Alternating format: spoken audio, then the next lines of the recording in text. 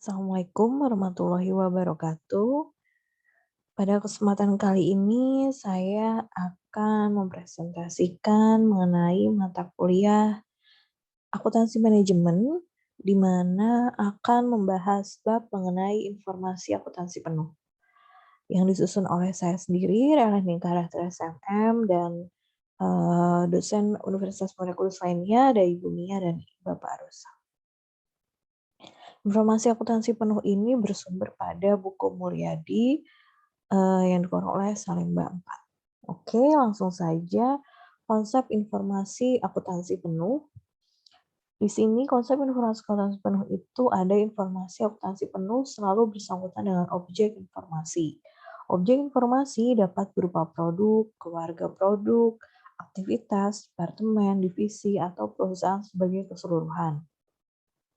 Informasi akuntansi penuh adalah seluruh aktiva, seluruh pendapatan yang diperoleh dan/atau seluruh sumber yang dikorbankan suatu objek informasi. Konsep akuntansi penuh ini terdapat pada full accounting information, full cost, dan full costing. Oke, kita langsung saja pada full accounting information. Di sini mencakup informasi masa lalu maupun informasi masa yang akan datang. Dan full account information ini juga mencakup informasi mengenai biaya, pendapatan, dan aktiva untuk kepentingan pelaporan kepada pihak luar perusahaan. Jadi full accounting information ini dibikin oleh internal dan untuk melengkapi kebutuhan pihak luar perusahaan, seperti kreditur atau pemilik saham yang dimana sahamnya itu dimiliki oleh publik. Lalu ada full accounting information ini menyajikan informasi mengenai total biaya, total pendapatan, dan total aktiva masa yang telah lalu. Informasi tersebut disajikan dalam laporan keuangan pokok, neraca, dan laporan laba rugi. Jadi di sini full accounting ini dibuat dengan laporan keuangan pokok, neraca, atau laporan laba rugi. Full accounting information dapat pula digunakan untuk menganalisis prestasi ekonomi manajer di masa lalu. Informasi yang disajikan untuk kepentingan ini berisi total biaya, total pendapatan, dan total aktiva. Sedangkan teman-teman bisa lihat kalau untuk full cost, di mana full accounting information ini hanya bersangkutan dengan biaya dengan full cost accounting information. Dalam memperhitungkan biaya untuk membentuk full cost accounting information, semua biaya yang bersangkutan dengan objek biaya, misalnya ada produk, diperhitungkan dalam pembentukan informasi tersebut. Dalam kontrak tertentu, seringkali kita jumpai ya, pembeli itu dia setuju dengan membayar harga suatu produk sebesar biaya untuk memproduksi produk tersebut ditambah dengan presentasi laba tertentu. Jadi yang di sini fokus ini sebagai contoh, misalkan pembeli dia mau nih bayar harga, nggak hanya bayar biaya produksi aja, tapi dia juga membayar presentasi laba. Misalkan si perusahaan A mengharap produk A itu dibeli untuk biaya produknya 10.000, tapi dia mengharap ada presentasi laba sebesar 1.000. Nah, si pembeli itu mau membayar sebesar 11.000, seperti itu. Tipe kontrak semacam ini disebut cost tipe kontrak, dan dalam hal ini yang dimaksud dengan biaya yang bersangkutan dengan produk adalah full cost accounting information. Dalam tipe kontrak semacam ini, full cost dipakai sebagai dasar untuk menentukan pada harga jual berapa suatu produk diserahkan kepada pemesan. Jadi untuk full cost ini biasa digunakan untuk menentukan harga jual kepada si pemesan ya, atau si pemasoknya itu. Dan full costing merupakan salah satu metode penentuan cost produk di sini ya, yang membebankan seluruh biaya produksi sebagai cost produk, baik biaya produksi yang berperilaku variabel maupun tetap. Jika perusahaan menggunakan pendekatan full costing dalam penentuan cost produksinya, full cost di sini berarti total biaya produksi ditambah total biaya non produksi. Jadi rumusnya untuk full cost itu total biaya produksi ditambah dengan total biaya non produksi. Total biaya produksi di sini teman-teman bisa cari dengan biaya bahan baku ditambah biaya tenaga kerja ditambah dengan biaya overhead pabrik variabel plus biaya overhead pabrik tetap. Sedangkan untuk total biaya non-produksinya, di sini ada biaya administrasi dan umum ditambah dengan biaya pemasaran. Seperti itu. Nah, informasi akuntansi penuh dalam perencanaan jangka panjang, manajemen puncak menyusun program-program pemanfaatan sumber-sumber ekonomi secara efektif dan efisien untuk mencapai tujuan perusahaan. Informasi akuntansi yang sangat membantu manajemen dalam penyusunan program adalah full accounting information yang tadi ya, yang berupa taksiran total biaya, total pendapatan, dan total aktiva di masa yang akan datang. Informasi akuntansi penuh yang berupa informasi masa lalu bermanfaat untuk pelaporan keuangan, analisis kemampuan menghasilkan laba, menjawab pertanyaan berapa biaya sesuatu, dan penentuan harga jual dalam cost type contract. Kayak tadi ya, dia jadi hasilnya itu seperti laporan keuangan, laporan laba rugi, neraca, seperti itu.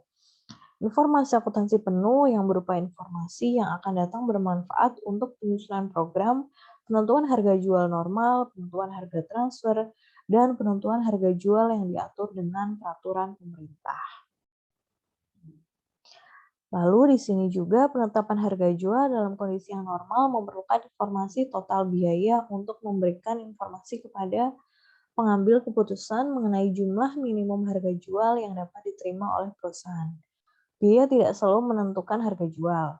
Harga jual suatu produk seringkali sudah ditetapkan oleh pasar, yang merupakan interaksi antara jumlah penawaran dan permintaan terhadap barang tersebut. Informasi total biaya memberikan masukan bagi pengambilan keputusan mengenai dapat tidaknya perusahaan yang bersangkutan memasuki pasar dengan harga jual yang sudah terbentuk di pasar tersebut. Total biaya memberikan informasi mengenai harga jual minimum yang dapat ditanggung oleh suatu perusahaan dalam kondisi yang normal. Jadi gini, untuk informasi akuntansi penuh ini kan dapat menentukan harga jual dalam kondisi yang normal ya, pada jangka panjang. Nah, di sini dalam penentuan harga jual ini harga jual yang ditanggung oleh perusahaan ini kita bisa mengambilnya dari si informasi total biaya gitu. Oke, lanjut untuk perilaku biaya, di mana di sini sebagian besar keputusan manajemen memerlukan informasi biaya yang didasarkan pada perilakunya. Penggolongan biaya atas dasar perilakunya yang pertama ada biaya variabel. Biaya-biaya yang totalnya selalu berubah secara proporsional dengan perubahan volume kegiatan atau produksi atau penjualan perusahaan. Jadi, kalau biaya variabel ini dia dilihat dari perubahan volume kegiatan ya. Volume kegiatan itu mau produksi ataupun mau penjualan. Contohnya ada biaya bahan baku langsung, biaya tenaga kerja langsung, komisi penjualan yang didasarkan pada persentase dari hasil penjualan, dan biaya variabel total mempunyai perilaku selalu berubah sesuai dengan perubahan volume produksi. Sedangkan biaya variabel per unit mempunyai perilaku yang tetap meskipun volume produksinya berubah. Jadi, pokoknya intinya kalau biaya variabel ini melihat perubahan akan volume produksi. Seperti itu. Dan yang kedua ada biaya tetap. Biaya-biaya yang dalam jarak kapasitas tertentu totalnya tetap, meskipun volume kegiatan perusahaan berubah-ubah. Biaya tetap secara total relatif tidak berubah pada berbagai tingkat volume produksi, sedangkan biaya tetap setiap unit akan selalu berubah pada berbagai tingkat volume produksinya. Jadi kalau di sini dilihat dari jarak kapasitasnya ya.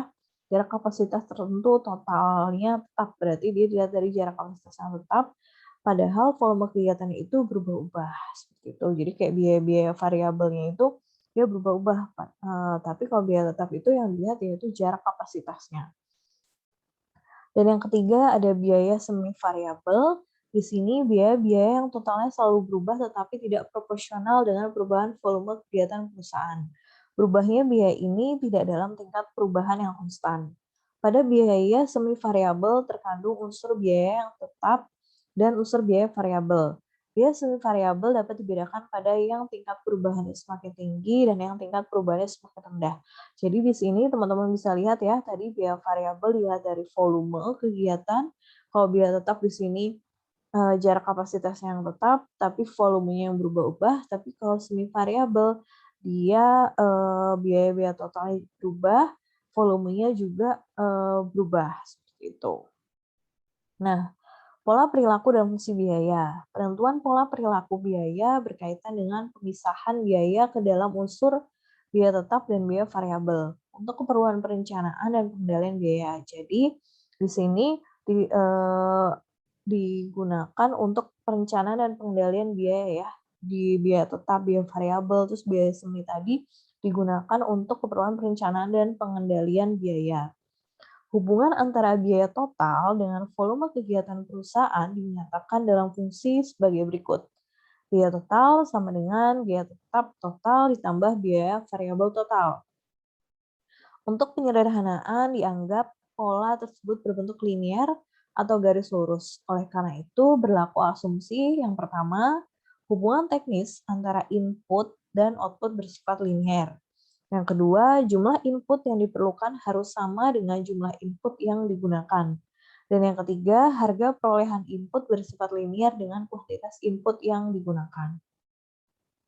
Oke, karena biaya variabel dipengaruhi oleh besar kecilnya volume kegiatan yang tadi ya, biaya variabel itu, maka biaya variabel total merupakan hasil perkalian antara biaya variabel per unit dengan volume kegiatan.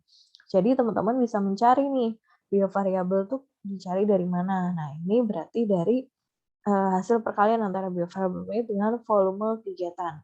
Nah, sedangkan biaya totalnya bisa didapat dari biaya tetap total yang tadi ditambah biaya variabel unit dikali dengan volume kegiatan. Seperti itu ya. Di sini kan teman-teman bisa lihat ada biaya variabel total diambil dari si ini, biaya totalnya dikali volume kegiatan. Maka fungsi biaya tersebut dapat diformulasikan Y sama dengan A plus BX. Y-nya itu biaya total, A-nya biaya tetap, B-nya itu biaya variabel per unit, dan X-nya itu volume kegiatan. Oke, metode penentuan pola perilaku biaya ada 3 ya. Yang pertama pendekatan intuisi. Pendekatan intuisi di sini pendekatan yang didasarkan pada intuisi manajemen, berdasarkan pada surat-surat keputusan, kontrak kerja dan sebagainya. Ini ada terikat dengan intuisi ya. Ada surat-surat, kontrak kerja. Kalau yang analisis engineering, dia didasarkan pada hubungan fisik yang jelas antara input dengan output. Bila suatu biaya memiliki hubungan fisik langsung merupakan biaya variabel, bila tidak memiliki hubungan fisik langsung merupakan biaya tetap. Jadi tadi kalau ada hubungan fisik langsung biaya variabel, tapi kalau tidak memiliki hubungan fisik langsung dia biaya tetap. Sedangkan kalau pendekatan analisis data biaya masa lalu di sini pendekatannya yang didasarkan pada data biaya masa lalu berlaku asumsi bahwa biaya di masa yang akan datang sama perilakunya dengan biaya di masa yang lalu.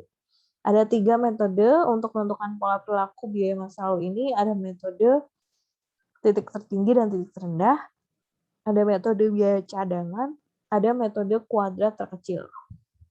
Oke, di sini ya yang tadi metode titik tertinggi dan titik rendah itu ada high and low point, di mana cara menentukan pola perilaku biaya dalam metode ini adalah menganalisis biaya masa lalu pada volume kegiatan tertinggi dan volume kegiatan terendah. Biaya variabel ditentukan dan selisih antara biaya tertinggi dan terendah dibagi dengan selisih volume produksi.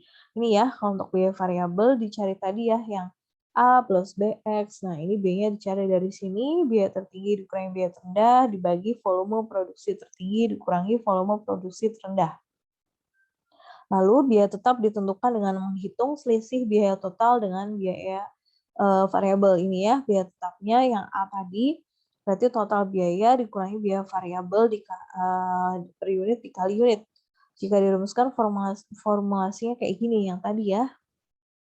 Nah, metode biaya cadangan dalam metode ini terlebih dahulu tentukan unsur biaya tetap dan biaya bersangkutan. Penentuan biaya tetap dengan cara menghentikan kegiatan perusahaan untuk sementara waktu, sehingga biaya yang timbul selama kegiatan perusahaan dihentikan disebut biaya cadangan yang merupakan unsur biaya tetap. Selisih antara biaya cadangan dengan biaya yang terjadi selama kegiatan perusahaan berjalan merupakan unsur biaya variabel. Tadi ya, kalau selisih yang antara biaya cadangan dengan biaya yang terjadi selama kegiatan perusahaan itu biaya variabel. Tapi kalau yang biaya tetap tadi, dia biaya yang timbul selama kegiatan perusahaan.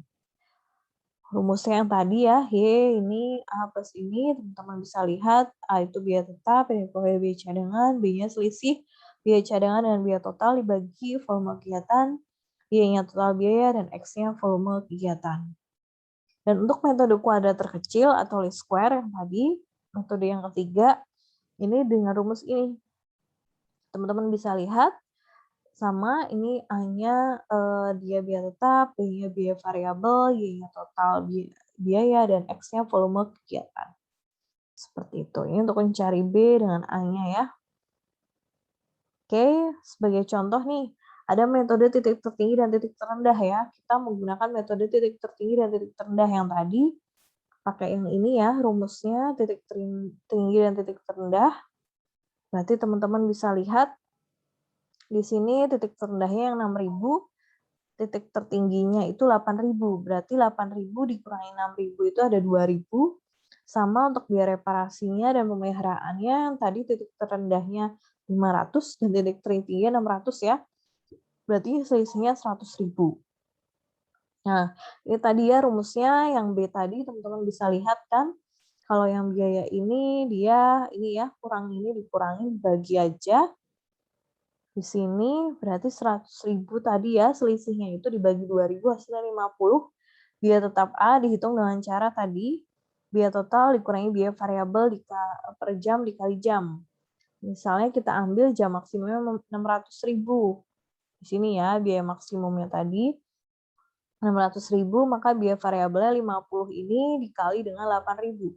Di mana 8.000 itu kan tadi yang maksimum di sini jam mesinnya, sehingga hasilnya 400.000, maka biaya tetap dapat dihitung 600.000, ini ya maksimal dikurangin 400.000, karena kan ini ya rumusnya hasilnya 200.000, maka persamaannya yaitu 200.000 ditambah 50x.